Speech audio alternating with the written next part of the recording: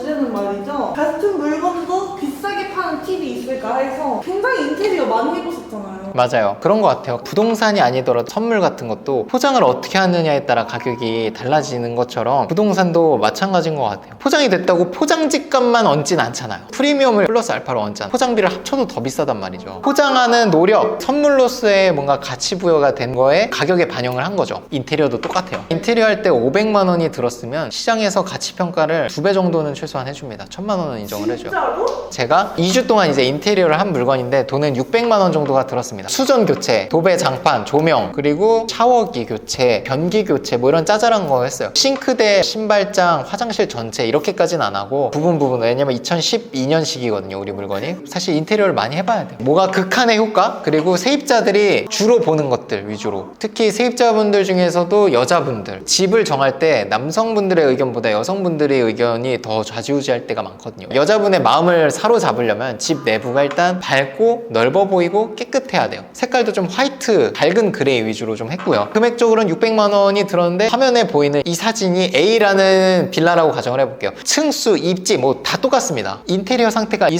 상태에서 매매가가 1억, 그리고 이 다음 이 물건을 1억 2천에 판다고 해볼게요. 여러분들 같으면 A를 사시겠어요? 아니면 다음에 나왔던 B를 사시겠어요? 집 내부 인테리어를 무시할 수는 당연히 없겠죠. 근데 그 가격을 얼마나 인정을 할 것이냐. 가격이 비싸도 B를 대부분 90% 이상은 선택을 할 거예요. 이게 왜 그러냐면 A에서 B로 바꾸는데 700만 원밖에 들지 않았어요. 근데 가격을 최소 2천만 원을 더 받을 수 있으면 비용이 아니라 이거는 투자인 거죠. 700만 원 들여서 2천만 원을 받으니까. 그리고 여기서 끝이 아닙니다. 제가 여러 번 이제 매매 사업자에 대해서 말씀을 드렸는데 예전에 개인으로 팔았을 때는 샤시나 보일러 같은 아니면 배관을 뜯는다던가 이런 큰 공사만 비용 인정이 됐는데 매매 사업자라면 도배, 장판, 조명 다 인정받습니다. 비용으로. 왜냐면 매매업을 사업으로 하는 사람이고 매매업을 하는 사람한테 이런 도배, 장판도 비용이라고 인정이 되는 거죠. 사업자. 그러면 700만 원 들여서 가격을 2천만 원을 더 받고 심지어 이 700만 원은 비용 인정까지 되고 나중에 집을 팔았을 때. 그리고 또 하나 당연히 집이 깨끗하면 계약 기간도 단축이 돼요. 빨리 계약이 됩니다. 가격이 비싸도. 그러면 대출 이자도 아낄 수 있죠. 또 있어요. 제가 어제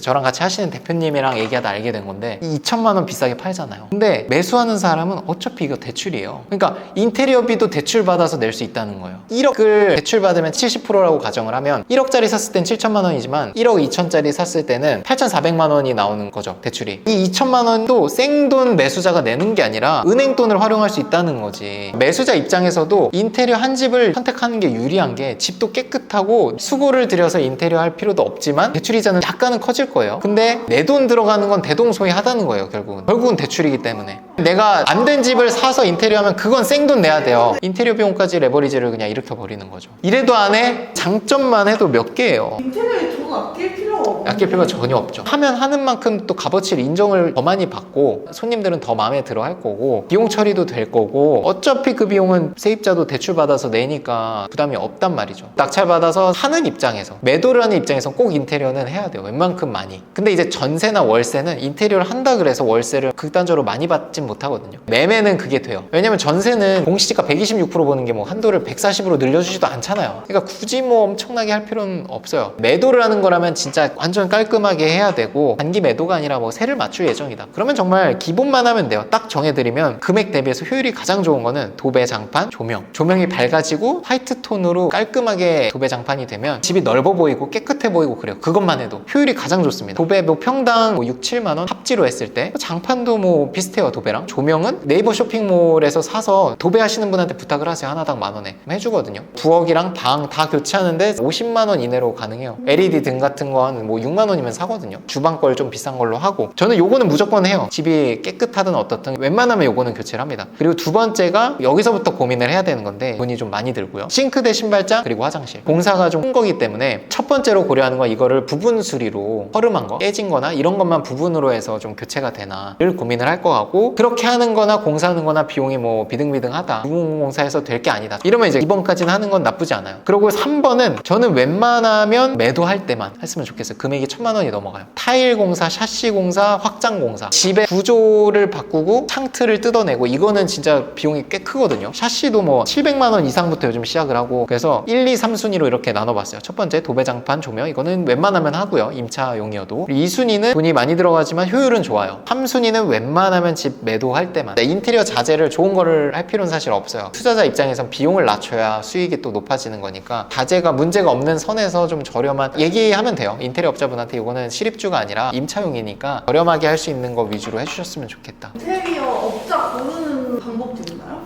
저는 인기통이라는 사이트에서 많이 찾는데 견적을 일단 받아요. 사진을 올려서 공사기간 언제서 언제까지 그리고 주소 이렇게 남기고요. 어디 수리를 하면 되는지 텍스트로 설명을 해요. 사진까지 첨부하고 글을 올려서 견적을 쪽지로 주세요 하면 견적이 오거든요. 그러면 시세 파악이 됩니다. 일단 그 다음에 주신 견적들 중에서 무조건 제일 싼 게 아니라 싸게 주신 분 중에서 실적이 검증되신 분. 인테리어를 맡기는 게 불안한 게 뭐냐면 날림공사하고 AS 안 되고 이런 거거든요. 아무래도 실적이 있으신 분들 문자 주고 받아보면 느낌이라는 게 또 있어요. 이런 것도 좀 체크를 해서 결정을 하는 편입니다. 인테리어는 사실 꼭 하세요. 단타 매도하실 분은 꼭 하셔야 됩니다. 감사합니다.